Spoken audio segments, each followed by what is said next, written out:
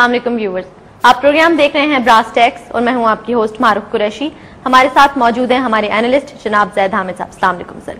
Viewers, brass tax की कई series आपने मुलाहिजा की जिसमें इकोनॉमिक टेररिज्म, इसके अलावा इकबाल पुरस्कार और निमतुल्लाह शाह वली की प्रेडिक्शंस भी हमने डिस्कस की। आज हम ब्रास टैक्स की एक नई सीरीज के साथ आपके सामने हाजिर हैं। इस सीरीज का उन्वान है खिलाफत राशिदा। खिलाफत राशिदा की ये जो पूरी सीरीज है इंतहाई हैरत अंगेज ये पूरी सीरीज होगी एंड आप इसको बहुत ज्यादा इंटरेस्ट इसमें आप ले पाएंगे क्योंकि इस पूरी सीरीज को, इस पूरे टॉपिक को इस वक्त डिस्कस करने के जो एम्स और ऑब्जेक्टिव्स हैं वो इंतहाई अहमियत के हामिल हैं, जो हम जानेंगे जैद हामिद से। जी सर। देखिए मारूफ, जैसे आपने कहा कि आज अल्लाह के फजल से हम एक नई सीरीज लेकर आए हैं, खिलाफत राशिदा। ये वो पीरियड है जो हुजूर सल्लल्लाहु अलैहि वसल्लम के पर्दा फरमाने के बाद चार खुलफाए राशिदीन सैयदना अबू बकर सिद्दीक रज़ी अल्लाह ताला अन्हु, सैयदना उमर, सैयदना उस्मान और सैयदना अली रिज़वानुल्लाह अजमईन, उन्होंने दौरे हुकूमत में जो तहजीब, जो तमद्दुन, जो सिविलाइजेशन, जो निज़ाम कायम किया वो इतना फ्यूचरिस्टिक है, इतना हैरत अंगेज है कि आने वाले क़यामत तक आने वाले दौर में इंसान इससे बेहतर निज़ाम कभी प्रेजेंट नहीं कर सकता। जो इंसानियत का मकाम, जो इंसानियत को इज्जत दी गई, जो माशरा, जो उसके रूहानी डायमेंशन थे, जो उसके पॉलिटिकल, इकोनॉमिक, मिलिट्री पर्सपेक्टिव थे, वो एक इतना हैरत अंगेज माशरा था कि जिसके ऊपर बुनियाद बनाकर उम्मत मुस्लिमा ने आने वाली सदियों में अपनी वो तहजीब और सिविलाइजेशन कायम की कि जो आज तक, जिससे दुनिया की आंखें चमक गई हैं, दमक गई हैं, जिन्होंने, इंसानों ने उससे बेहतर सिविलाइजेशन, तहजीब इंसानों की कभी नहीं देखी। एक मॉडल था और एक ऐसा मॉडल जो अपने वक्त के लिहाज से सदियों आगे था, इतना फ्यूचरिस्टिक था। और आज के दौर में भी, 21वीं सदी में भी फ्यूचरिस्टिक लगता है। इंसान तसव्वुर नहीं कर सकते थे उस निजाम से पहले। उससे पहले रोमन एम्पायर्स थी, पर्शियन एम्पायर थे, चीन का एक अपना निजाम चल रहा था। और जिस तरह जुल्म और सितम पूरी दुनिया में जारी था, जिस तरह उस वक्त की सुपर पावर्स ने इंसानों को इंसानों की गुलामी में दबाया हुआ था, जिस तरह एक्सप्लॉयटेशन थी ह्यूमैनिटी की, जिस तरह आज की जबान में कहें ह्यूमन राइट्स की वायलेशंस थी, जिस तरह जुल्म और सितम होता था तहजीबों पर, कौमों पर, इंसानियत पे, अल्लाह की मखलूक पे, फसाद फैल गया था समुद्र में और जमीन पर उन लोगों के हाथों से कि जो उस वक्त दुनिया में हुकूमत करते थे। उनके मुकाबले में हुजूर सल्लल्लाहु अलैहि वसल्लम जो इनकलाब बर्पा करते हैं, जो पैगाम आप लेकर आते हैं, हुजूर का 23 साल दौरे हुकूमत, जिसमें 10 साल मदनी पीरियड के, मदनी पीरियड जहां पे पहली मर्तबा एक रियासत वजूद में लाई जाती है, जो पहली इस्लामी आइडियोलॉजिकल स्टेट, मदीने की रियासत जो क़याम में आती है। हमने जो उस रियासत के पैरामीटर्स बनाए, जो moral, political, economic model set किए, जो इंसानियत की रवादारी और मुवाखात कायम की, ब्रदरहुड कायम किया बिटवीन दैट सिविलाइजेशन, वो इंसानों के तसव्वुरात से भी बाहर है कि how can it be possible कि वो सारे सिस्टम्स उस जमाने में, उस माशरे में जहां बेटियों को चंद साल पहले तक जिंदा दफन किया जाता था और पानी पिलाने पे 40-40 साल जंगें हुआ करती थी, उस माशरे के लोगों को उठाकर इंसानियत की मेराज पर कैसे पहुंचा दिया। और फिर जो मॉडल बने, जो वहां पे एक सिस्टम और गवर्नेंस का एक निजाम कायम किया गया है, उसका मोमेंटम ये था कि हुजूर के पर्दा फरमाने के बाद जब खुलफाए राशिदीन के पास ये दौर आया जिसको हम खिलाफत राशिदा कहते हैं, राइट, उस दौर में इस्लामी रियासत मदीने से निकलकर एक तरफ पर्शियन और रोमन एम्पायर से टकराती है, एक तरफ चीन तक फैलती है, एक तरफ पूरा नॉर्थ अफ्रीका कैप्चर करती है, फिर नीचे यमन तक, उसकी पूरे अरेबियन पेनिनसुला में यमन तक उसकी हुकूमत कायम होती है। उस दौर में उससे बड़ी हुकूमत इंसानियत ने देखी नहीं थी कि जो मुसलमानों ने 30 साल के अरसे में कायम कर दी। और उसके बाद बनु उमैया और बनु अब्बास की जो, और अंदलुसिया की जो सिविलाइजेशन बनी, और फिर आने वाले वक्तों में उस्मानी खिलाफत जो बनी, उनकी बुनियादें उसी खिलाफत राशिदा के निज़ाम पर थीं कि जो उस वक्त मदीने की उस रियासत में, मदीने की स्टेट में उन मुस्लिम को फैलाया और दुनिया में इस मैसेज को लेके गए। आज के दौर के लिहाज से ये बात रेलेवेंट क्यों है, क्यों हम उस निज़ाम को स्टडी करें? देखिए, अब हम एक दुनिया में, कायनात में एक डिसाइसिव फेज में दाखिल हो चुके हैं। 21वीं सदी का जो ये आगाज है, इसमें कायनात में एक टेक्टोनिक शिफ्ट हो रही है, यानी पूरे निजाम तब्दील हो रहे हैं, स्पिरिचुअल डायमेंशन में भी और फिजिकल प्लेन पे भी। कुफर ने जो अपने निजाम कायम किए थे 20वीं सदी के आगाज में, जो उन्होंने पहली मर्तबा फेडरल रिजर्व बैंक के कयाम के बाद एक कैपिटलिस्ट इकोनॉमिक मॉडल कायम किया, साथ उसको पॉलिटिकल डेमोक्रेसी कायम की, उसके मुकाबले पे एक कम्युनिस्ट इकोनॉमिक मॉडल और डिक्टेटरशिप का एक निजाम दिया और पूरी दुनिया को 2 पोल्स में तकसीम किया। जिसमें पहली जंग अजीम के बाद उन्होंने मुसलमानों की खिलाफत इस्लामिया के हिस्से बखरे कर दिए। एक मुसलमान हुकूमत, चाहे वो कितनी ही कमजोर क्यों ना हो, लेकिन एक मुसलमान रियासत थी जिसका खलीफा था, जिसका मरकज था, और ये वही खिलाफत का इंस्टीट्यूशन था जो खिलाफत राशिदा से चला आ रहा था। खिलाफत का जो इंस्टीट्यूशन है मुसलमानों का, ये हमारे दीन का मेन स्ट्रीम एक कॉन्सेप्ट है। ये कोई एबनॉर्मल कॉन्सेप्ट नहीं है, ये वो तस्वर नहीं है जो रेडिकल फैनेटिक मुस्लिम्स का कॉन्सेप्ट हो, दहशतगर्दों का तस्वर हो। 1400 साल में कोई वक्त मुसलमानों के दौर में ऐसा नहीं आया कि जब खिलाफत किसी न किसी शक्ल में, चाहे वो पॉलिटिकल ऑर्डर की शक्ल में हो, चाहे वो उसका एक रूहानी तौर पर वो खिलाफत का तस्वर मुसलमान अपने आप को उसकी तरफ रुजू करते हो, कोई दौर ऐसा ना आया कि खिलाफत मुसलमानों से खत्म की गई हो। बगदाद में जब खलीफा को चंगेज खान और तातारियों ने आके खिलाफत खत्म की थी तो वो भी टेम्पररी फेज था, उसके बाद खिलाफत दोबारा स्टैब्लिश कर ली गई थी फौरन। लेकिन ये जो पहली जंग अजीम के बाद खिलाफत को तोड़ा गया और पूरी दुनिया को कुफर के सिस्टम्स में तकसीम कर दिया गया, ये निज़ाम तकरीबन 200 साल पहले से कुफर के निज़ाम ने, बैंकिंग सिस्टम जब शुरू होता है, वर्ल्ड इकोनॉमी को कंट्रोल करने की बात होती है, पेपर करेंसी का निज़ाम शुरू किया जाता है, साथ साथ 19वीं सदी के आखिर में मीडिया शुरू होता है, प्रेस एंड पब्लिकेशन शुरू होती है, 20वीं सदी के आखिर में इलेक्ट्रॉनिक मीडिया भी आ जाता है। ये पूरा निज़ाम जब कुफर में इन्होंने मुसल्लत किया, पहली जंग अजीम करवाई इस निज़ाम को नाफिज करने के लिए, दूसरी जंग अजीम करवाई, ऐसे ऐसे कॉन्सेप्ट दिए कि जिनका सिवाय दीवानगी और जुनून और वहशत से कोई के अलावा कोई इनका और वास्ता नहीं था। Darwinism, liberalism, secularism, freedom of speech, women liberation, democracy, capitalism, freedom of expression, freedom of speech, entirely new concepts, पूरे इंसानियत को आवारा करके, तबाह बर्बाद करके गुलाम बना दिया पूरी दुनिया के इंसानों को। और इंसानियत जितनी महरूम और जलील और रुस्वा 20वीं सदी में हुई है, इससे पहले की हजारों साल जितनी इसे 20वीं सदी में, जितना 21वीं सदी में, यानी जितने इंसान पिछले 500 साल में, 800 साल में नहीं मारे गए, उतने इंसान इन्होंने 20वीं सदी के पहले 50 साल में मारे। यानी इमेजिन कीजिए कि ये कितना जालिमाना, इतना नापाक और पलीत निजाम जिस कुफर ने कायम करके इंसानियत के सर पे मुसल्लत किया, और रोशनियां इसकी गिर्द ऐसी कायम की कि लोगों की आंखें चकोचौंध हो गई कि लोग ये समझने लगे कि कैपिटलिज्म और डेमोक्रेसी के अलावा हमारे पास और कोई रास्ता ही नहीं है।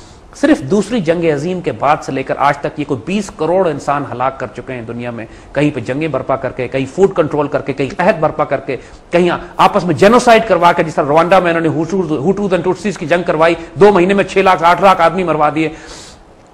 पूरी दुनिया में जो कत्ल गारत इनका आज भी जारी, कहीं बीमारियां फैला के, एड्स जारी करके, दवाइयां रोक के, फूड सप्लाई कंट्रोल करके, ये निजाम इस कदर नापाक और शैतानी और दज्जाल का है कि अल्लामा इकबाल और कायदे आजम, यानी कायदे आजम जिनको आज पूरी पाकिस्तान में सब लोग अपना, इवन जो किसी भी मकतब फिक्र से ताल्लुक रखते हैं, ये मानते हैं कि सिंसियर आदमी है, पाकिस्तान से मोहब्बत और प्यार करने वाले, और लिबरल वेस्टर्न लोग भी कायदे आजम को अपना रोल मॉडल के तौर पर प्रेजेंट करते हैं कि जी हमें कायदे आजम का इस्लाम चाहिए। राइट।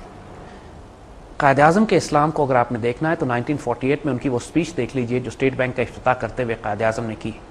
जब स्टेट बैंक का इफ्तिताह करते हुए कायदे आजम ने यही अल्फाज दोहराए जो बात हम आपसे कह रहे हैं, कमोबेश इसी मफहूम के साथ, कि मॉडर्न इकोनॉमिक सिस्टम ने, जदीद दुनिया ने इंसानियत को तबाही के दायरे दिया। अब कोई मौजज़ा है जो इंसानियत को तबाही से बचा सकता है।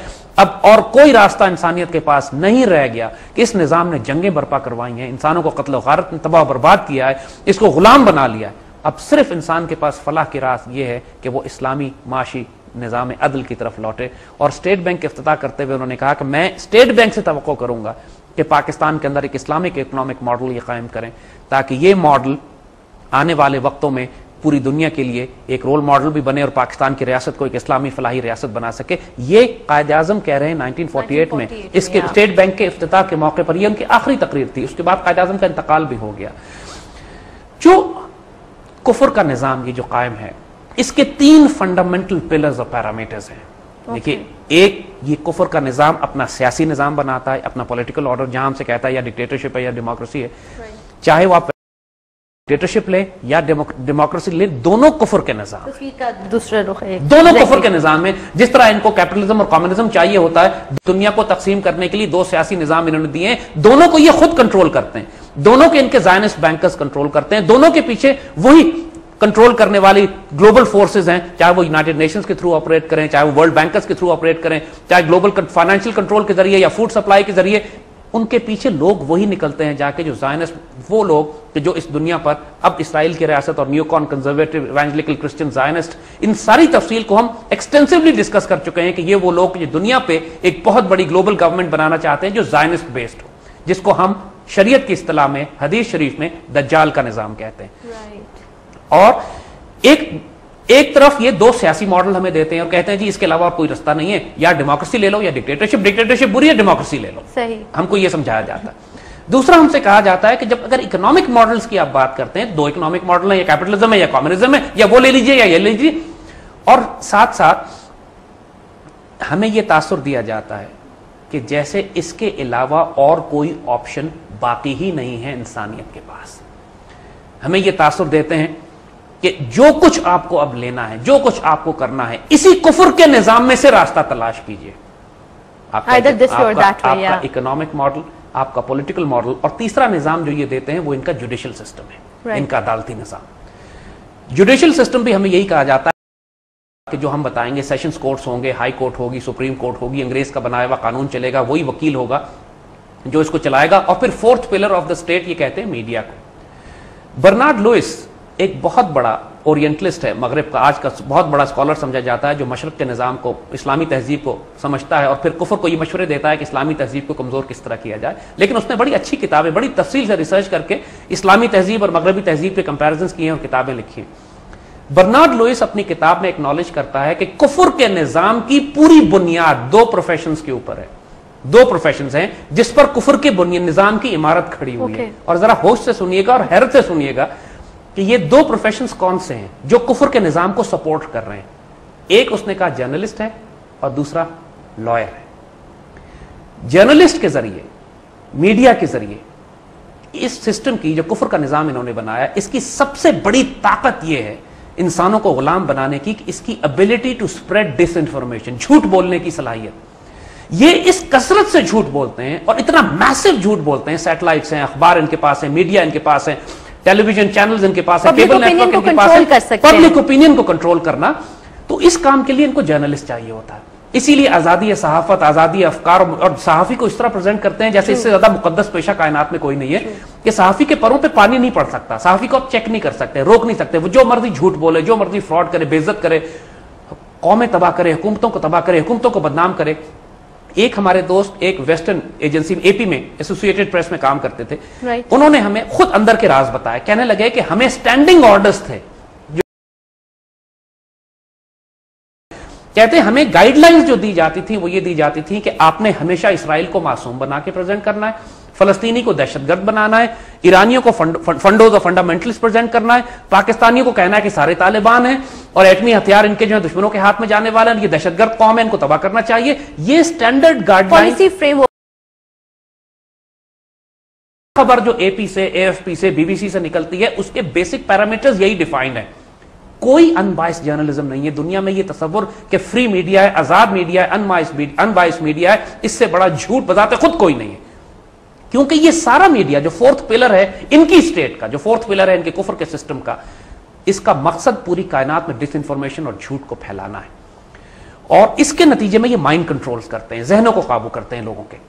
और अब जो इनका गेम प्लान बन रहा है, क्योंकि इनका जुडिशियल सिस्टम, जो अदालती निजाम पूरी दुनिया में कभी यूनाइटेड नेशंस के थ्रू आते हैं, कभी इंटरनेशनल कोर्ट ऑफ जस्टिस के थ्रू हमारे पास, क्योंकि सारे ये निजाम, जो इनका इकोनॉमिक मॉडल है, चाहे आईएमएफ की शराइत है, वर्ल्ड बैंक की शराइत है, जो मुल्कों से मुआहदे करते हैं, ये सारे मुआहदे इनके वकील लिखते हैं, lawyers, international lawyers. Right.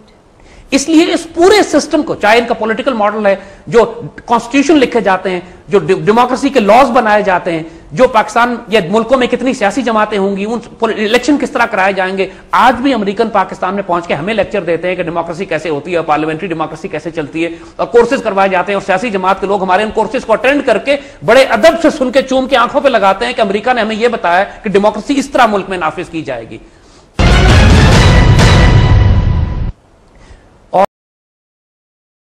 Banking system की शराइत क्या होंगी, लॉस क्या होंगी। अगेन लॉयर और जर्नलिस्ट, ये दो प्रोफेशंस ऐसे हैं कि जिसकी बुनियाद पर ये कुफर का निजाम खड़ा हुआ है। अगर आप देखें कि हर निजाम जो कुफर दुनिया पे मुसल्लत करता है, वेरी ट्रू दैट साहब, और ये मैं नहीं कह रहा हूं, बर्नार्ड लुइस कह रहा है, खुद उनका अपना राजदार आदमी, and we can relate to the current environment very clearly. So अब हालत ये हो गई है कि 20वीं सदी के आखिर में इनका पूरा निजाम अब कोलैप्स करने लगा है। मैन मेड सिस्टम्स है ना, कम्युनिज्म खत्म हो चुका है, कोलैप्स करके गिर गया, तबाह बर्बाद हो गया। कैपिटलिज्म अब कोलैप्स कर रहा है। अब हमें नजर तो वो जकड़े हुए अब हमें नजर आ रहा है कि कैपिटलिज्म भी कोलैप्स कर रहा है, डॉलर कोलैप्स कर रहा है। अमेरिका में खुद हालत ये हो गई है कि 10 लाख अफराद पिछले 2 माह में नौकरियां चली गई उनकी। 60-70 हजार डॉलर साल में कमाने वाला अमेरिकी टेंटों में रह रहा है, क्योंकि नौकरी गई है तो ना वो घर की किस्त अदा कर सकता है, ना गाड़ी की किस्त दे सकता है, गाड़ी भी गई, घर भी गया, टेंट में रह रहा है बेचारा। यानी वो खुद बजाते खुद उनकी अपनी कौम इतनी मजलूम है, इतनी तबाह बर्बाद की गई है इस निजाम में। अब ये डॉलर को अबैंडन करने की बात कर रहे हैं, नई करेंसी शुरू करेंगे। जो तबाहियां आगे ये बर्पा करने जा रहे हैं, इनका इरादा यह है कि 6 अरब इंसान दुनिया में मौजूद हैं तो इसकी आबादी कम करके 5 अरब घटाई जाए, 1 अरब आबादी की जाए। यानी 4-5 अरब इंसानों को अब ये हलाक करने जा रहे हैं। कभी भूख से फूड कंट्रोल करेंगे, कहीं बीमारियां नहीं, कहीं बर्ड फ्लू देंगे, कहीं स्वाइन फ्लू, एड्स जारी कर देंगे, कहीं पे जंगे करवाएंगे। आबादी कम करने के ये जालिम वो लोग हैं जिन्हें कुरान इसीलिए कहता है ये तखब्बत शैतान मिनल मस, शैतान ने इनको छू के बाउला किया हुआ है। ये पागल लोग हैं, दीवाने लोग हैं, एब्सोल्यूट जुनूनी। ये करोड़ों अरबों इंसान हलाक करवाते हैं अपने कुफर के निजाम को स्टेबल। क्योंकि जहनियत फिरौन की है ना। फिरौन को जब पता लगा था कि एक बच्चा पैदा होगा तुम्हारे निजाम के खिलाफ, तो उसने एक बच्चे की खातिर लाखों कत्ल करा दिए। इनको भी पता है कि किसी एक मुल्क में इस्लामिक मॉडल कायम हो गया तो इनका पूरा निजाम धड़ाम से नीचे गिर पड़ेगा। इसीलिए आप जॉर्ज बुश को सुनते हैं 2 बातें कहता हुआ। एक तरफ वो ये बात करता है कि हम कहीं मुसलमान नमाजें पढ़ते रहे, रोजे रखते रहे, हज करते रहे, हमें कोई एतराज नहीं है, लेकिन कहीं मुसलमान शरीयत की बात करेंगे तो हम वहां आग लगा देंगे, और अगर मुसलमानों ने खिलाफत की बात की तो ये तो हम कयामत ही ढा देंगे उस जगह पे। और जहां तक खिलाफत का ताल्लुक है, हमें हुजूर सल्लल्लाहु अलैहि वसल्लम की अहादीस से ये बात साबित है, बिल्कुल मालूम है हमें ये बात। और हमारी जिंदगियों का मकसद भी यही है कि ड्यूटी जो दुनिया में मुसलमान को दी गई है कि अगर खिलाफत कायम है तो उसको एस्टैब्लिश, उसको जारी रखें, उसकी हिफाजत करें, अगर कायम नहीं है तो उसको कायम करें। बिल्कुल। और खिलाफत अला मिनहाजुन नबुवा, यानी ऐसी खिलाफत जिसकी बुनियाद नबूवत हुजूर सल्लल्लाहु अलैहि वसल्लम के मिशन पर हो, उस पर उस खिलाफत की बुनियाद रखना दोबारा, इसकी बिशारत हमें हुजूर की अहादीस में वाज़े मिलती है कि एक वक्त आएगा कि खिलाफत खत्म हो जाएगी, फिर जो एस्टैब्लिश होगी वो अला मिनहाजुन नबुवा होगी। और ये खुशखबरी हमारे पास है।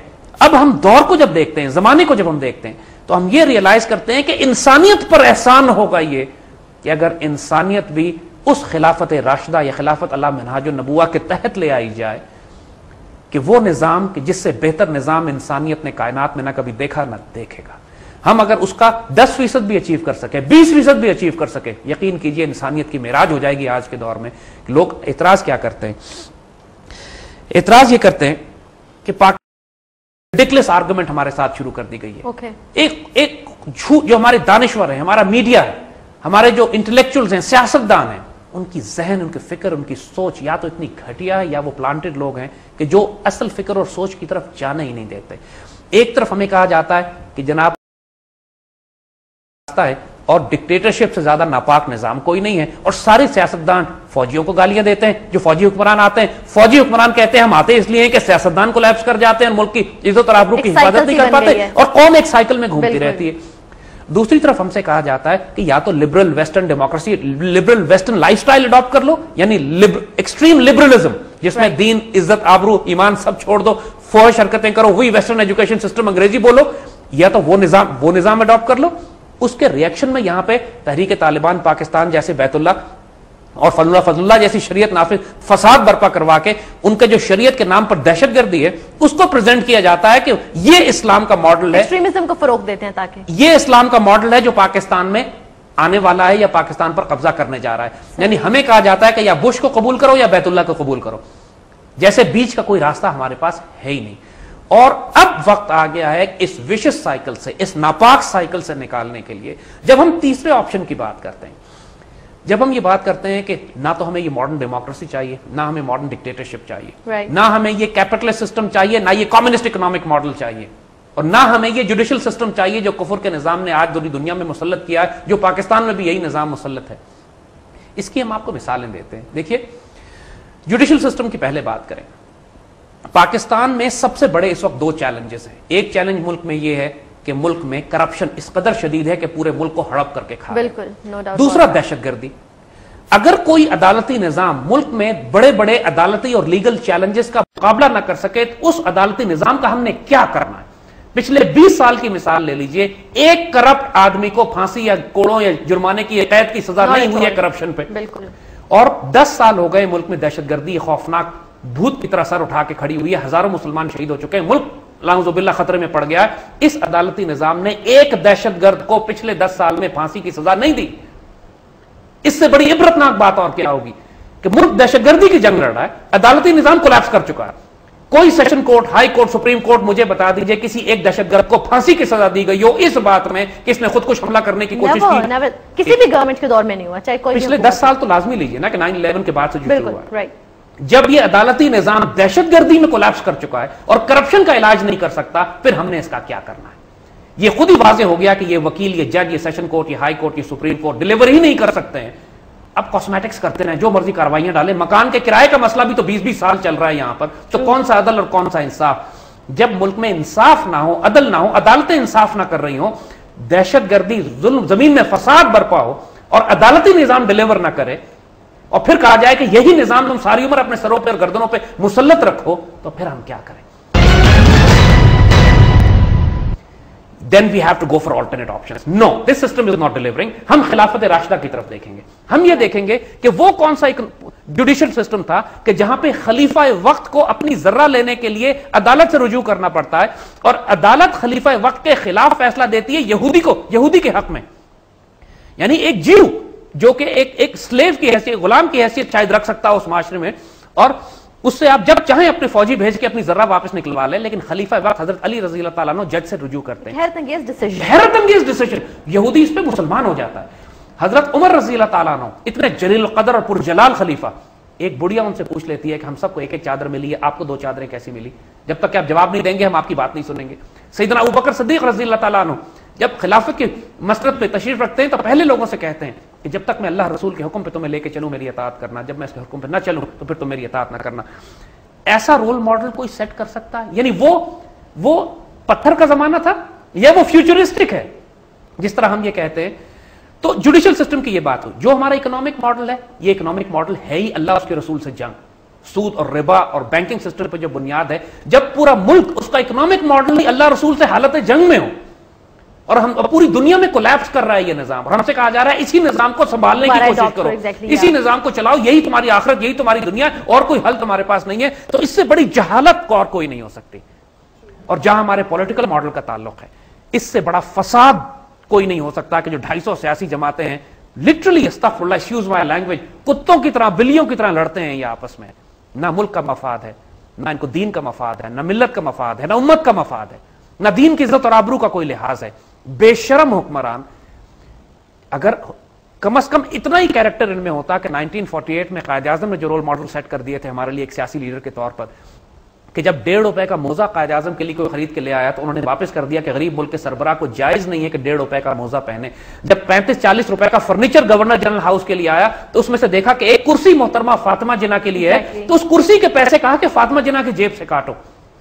जब फाइनेंस मिनिस्ट्री को बाईपास करके कायद आजम ने खुद अपने जहाज के अंदर एक टेबल फिट करवा ली कि मैं जब जाता हूं तो मैं सफर करता हूं तो मुझे लिखने में आसानी होगी, तो फाइनेंस मिनिस्टर ने एतराज किया कि आपने रूल्स एंड रेगुलेशंस को बाईपास करके एक टेबल लगवा ली है, आपको फाइनेंस मिनिस्ट्री को लिखना चाहिए था। तो कायद आजम ने माजरत की, अपना ऑर्डर कैंसिल कर दिया।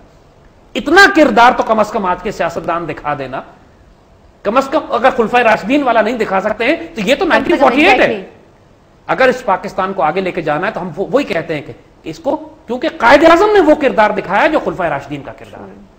इमानत और दयानत का वो मेयार सेट किया है कि जो आज के दौर के हुक्मरान, हमारे आज के हुक्मरान ख्वाबों में नहीं सोच सकते। Lead by example. क्योंकि ये जिस खयानत में, जिस नापाक पलीती में और जिस हराम के माल में जिंदगी ये गुजारते हैं, वही बात कि जो मुर्दार खाने वाला गिद्ध हो ना, उसको शाहीन की परवाज का अंदाजा ही नहीं होता। उसको ये मालूम ही नहीं है कि हलाल रिस्क अपना शिकार करके खाया जाए अपने कुव्वत बाजू से, तो उसको क्या कहते हैं। क्योंकि ये सारे गीदड़ों की तरह, वल्चर्स की तरह, गिद्धों की तरह हराम खाने वाले, मुर्दार खाने वाले, इनके वजूद हराम में पले हुए हैं। इसलिए अब इस कौम को हमें उन रोल मॉडल्स की तरफ लेके जाना है, ये बताने के लिए कि हमारा political, economic, military, social orders क्या थे, उस वक्त गवर्नेंस का किरदार क्या था, वो अहकामात जो सरकारी तौर पर दरबार खिलाफत से जारी होते थे वो क्या थे, गवर्नेंस को अपॉइंट करने का, यानी जो मुसलमान ब्यूरोक्रेट्स थे या मुसलमान रूलर्स थे उनको अपॉइंट जो किया जाता था, उनकी क्वालिटी ऑफ कैरेक्टर क्या था, क्या वहां पे डेमोक्रेसी थी या डिक्टेटरशिप थी। डेमोक्रेसी का मतलब है कि सियासी जमातें होंगी, पॉलिटिकल पार्टीज होंगी, 4 साल बाद इलेक्शन कराए जाएंगे। क्या खिलाफत राशिदा में यह था? क्या सियासी जमातें थी? क्या अपोजिशन और पॉलिटिकल अपोजिशन और हुकूमत एक तरफ हुआ, आपस में खुरेज झड़पें होती थी इनकी? क्या 4-4 साल बाद इलेक्शन होते थे? मयार क्या थे? क्या वो कोई तीसरा मॉडल था?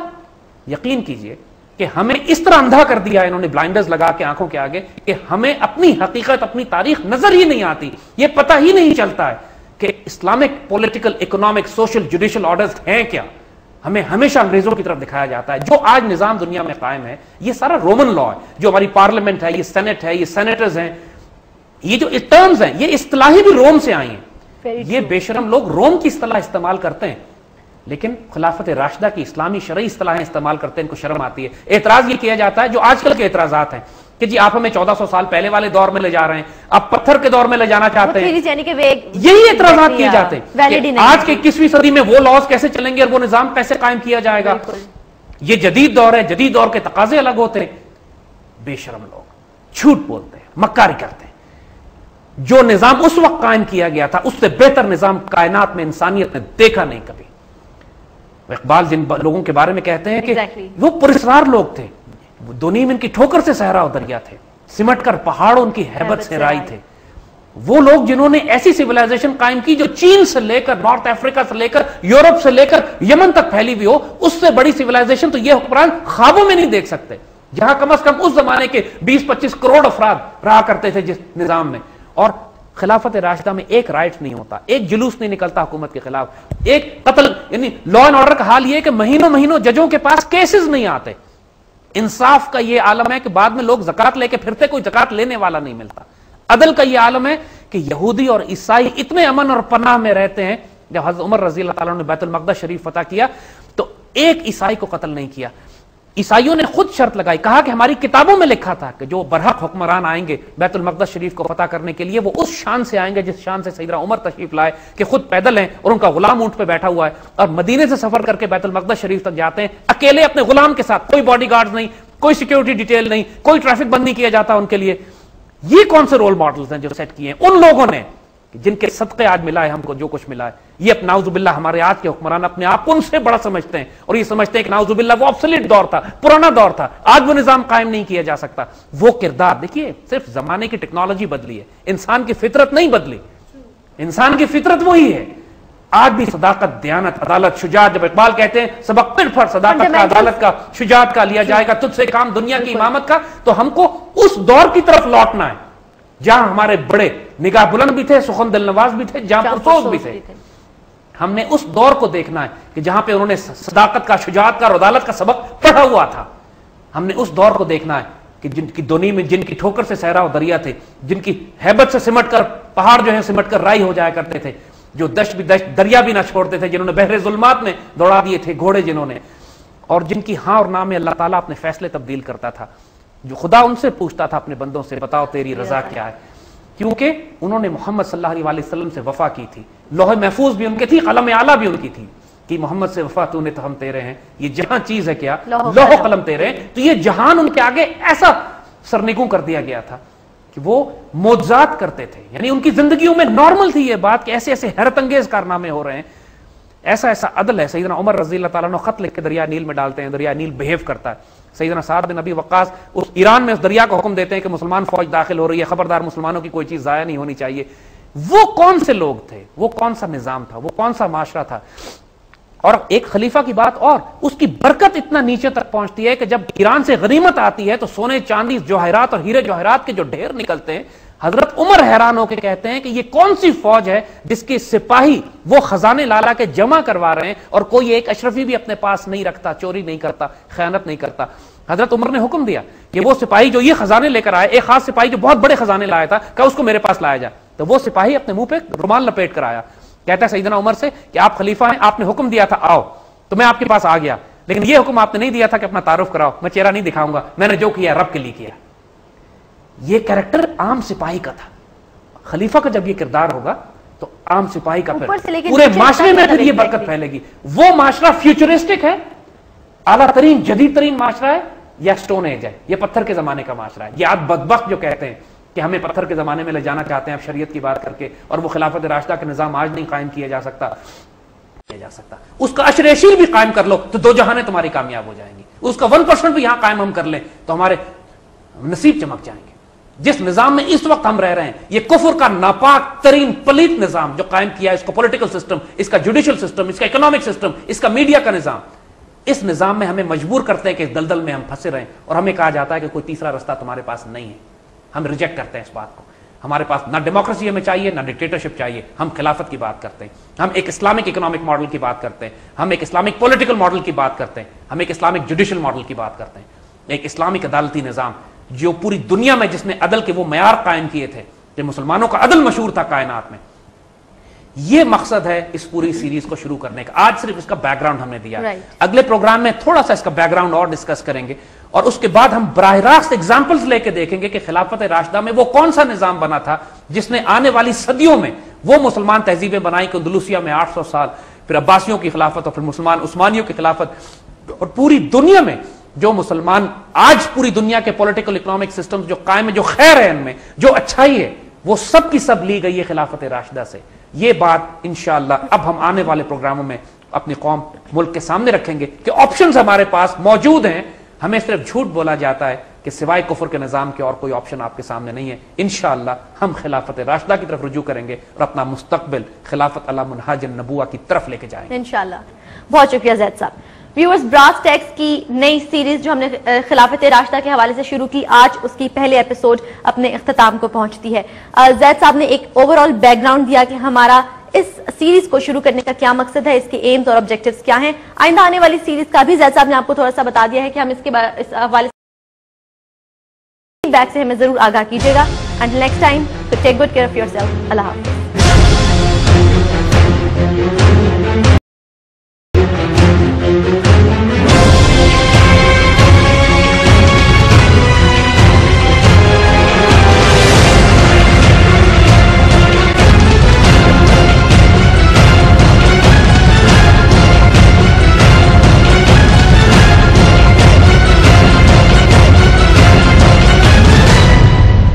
This program was